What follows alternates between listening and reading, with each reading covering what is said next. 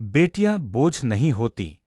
एक बाप की आंखें खोल देने वाली कहानी। पहला हिस्सा, जहीर का घर और सोच। गांव नूरपुर में एक जहीर नाम का आदमी रहता था। वो मेहनती था, खेती बाड़ी करता था, मगर उसकी सोच तंग थी, खासकर बेटियों को लेकर। अल्लाह ने उसे 3 बेटियां और एक बेटा दिया था। सलमा बड़ी बेटी, बहुत समझदार। नाहिद दूसरी बेटी, सबकी मदद करने वाली। हिना सबसे छोटी, बहुत फरमाबरदार।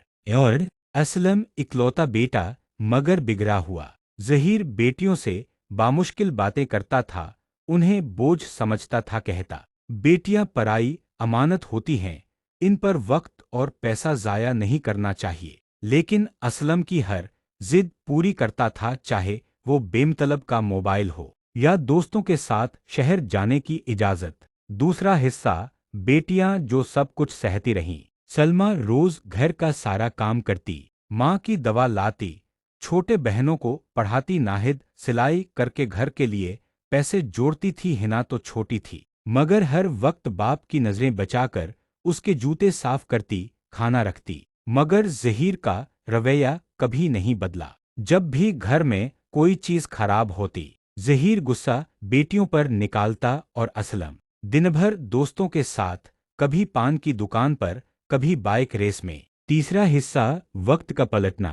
एक दिन जहीर बीमार हो गया। डॉक्टर ने बताया, आपके गुर्दे कमजोर हो चुके हैं, अब आपको इलाज और बहुत देखभाल चाहिए। असलम ये सुनकर परेशान तो हुआ, मगर शहर लौटकर दोस्तों में व्यस्त हो गया। बेटियों ने मिलकर माँ की बची हुई दवाई का हिसाब लगाया, बाप के लिए नहाने के पानी में तेल मिलाया और दिन रात उसके पास रहकर खिदमत की। मगर जहीर का दिल अब भी बेटियों के लिए सख्त था। चौथा हिस्सा, हादसा और हकीकत। एक दिन अचानक जहीर का इलाज करने के लिए हजारों रुपये की जरूरत पड़ी। बेटियों ने गहने तक बेच डाले। सलमा ने स्कूल में नौकरी ले ली, नाहिद ने और सिलाई की। हिना ने पड़ोस की आंटी के बच्चों को ट्यूशन देना शुरू किया। जब जहीर को होश आया, उसने पूछा, पैसे कहाँ से आए, क्या असलम लाया? माँ की आंखें भर आईं, बोली, नहीं बेटिया, लाइन उन्होंने गहने, सपने और सेहत तक कुर्बान कर दी, सिर्फ तुम्हारे लिए। पांचवां हिस्सा, असलम का असली चेहरा। कुछ दिन बाद असलम घर आया, मगर जेब खाली। वजह पूछने पर बोला, अब्बा, मैं शहर में बिजनेस शुरू करने की सोच रहा हूँ, आपके लिए कुछ नहीं कर पाया। बेटियां ही करेंगी तो क्या फर्क पड़ता है? जहीर का दिल कांप गया।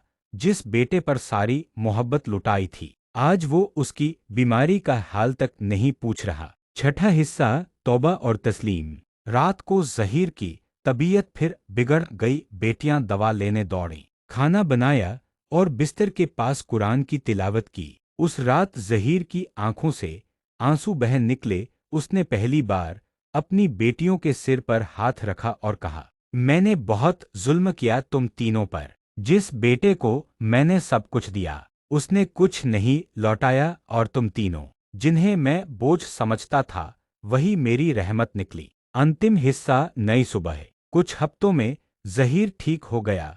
उसने गांव के सामने बेटियों की तारीफ की, लोगों से कहा, जो बेटियां बोझ लगती हैं, असल में वही सबसे बड़ी दौलत होती हैं। उसने बेटियों के लिए एक स्कूल खुलवाया, उनकी शादी अच्छे घरों में की, और असलम को भी तमीज से जीना सिखाया। सबक एक, बेटियां बोझ नहीं, रहमत होती हैं।